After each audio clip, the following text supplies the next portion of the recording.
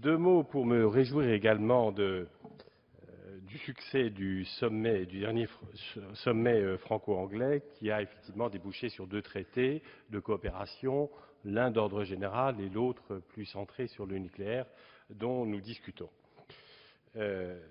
Ces deux traités, ce sommet, ont ouvert de vastes perspectives et ont suscité un certain enthousiasme. Je pense aussi que l'enthousiasme en la matière a quelquefois été un petit peu déçu, et on a évoqué effectivement Saint-Malo où les choses étaient parties de façon très forte, très ambitieuse, et puis quelques années après, on était un petit peu déçus. Et donc je voudrais très rapidement dire les trois conditions qui, à mes yeux, permettront à ce sommet, à ces traités, de tenir toutes leurs promesses à mes yeux.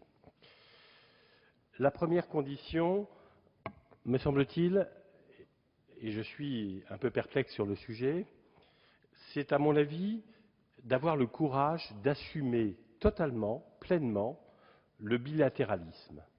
On voit bien deux types de gêne.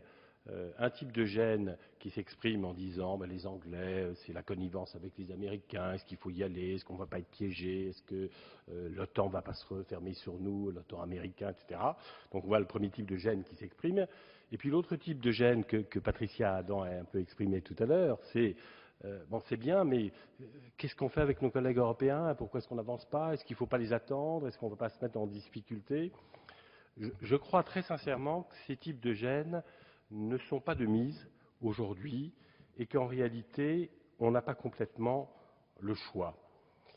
Je crois qu'on a devant nous, pour des raisons de connivence politique peut-être, pour des raisons budgétaires aussi très fortes, pour des raisons de situation internationale, des convergences très fortes entre nos deux pays, pour des raisons d'efforts militaires partagés, de culture militaire partagée, si je peux dire, une connexion qui se fait très fortement.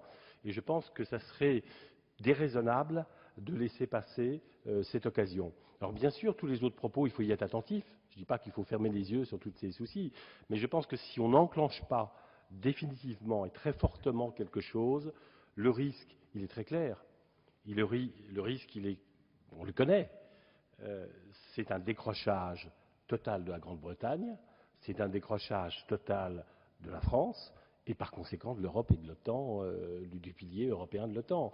Et donc je crois qu'il ne faut pas avoir d'état d'âme, et qu'il ne faut donc pas s'inquiéter que l'accord n'est pas complètement complet.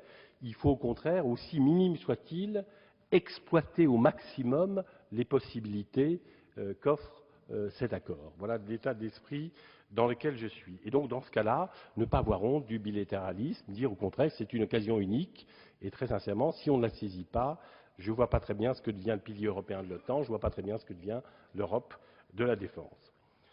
Le second élément que je voudrais dire, c'est qu'il faut du coup aussi donner le plus rapidement possible, le plus possible de contenu concret à cet accord. Aujourd'hui, il y a deux contenus concrets. Il y a effectivement le nucléaire et les missiles. Alors c'est évidemment deux sujets décisifs, tout le monde, personne n'a de doute là-dessus, mais je crois que si très rapidement on n'arrive pas à impulser une dynamique sur d'autres sujets, l'accord il restera un peu diplomatique, il ne restera pas un accord politique très fort. Alors les sujets sur lesquels il faut enclencher, ils sont bien connus, c'est les drones, les avions du futur, les satellites de communication, les ravitailleurs. Et sur ces sujets-là, on aura peut-être plus de difficultés que sur le nucléaire, où on a des économies communes à faire. Sur les missiles, on a un industriel qui existe. Dans les autres domaines, il faudra être imaginatif parce qu'il faudra bousculer l'organisation industrielle. Il faudra que nos industries se restructurent, se réorientent. Pareil, si on veut aller plus loin, ça veut dire aller plus loin dans la mutualisation des forces, dans le partage, dans les complémentarités. Et là, il ne faudra pas se contenter de l'existant, il faudra bousculer un certain nombre de structures.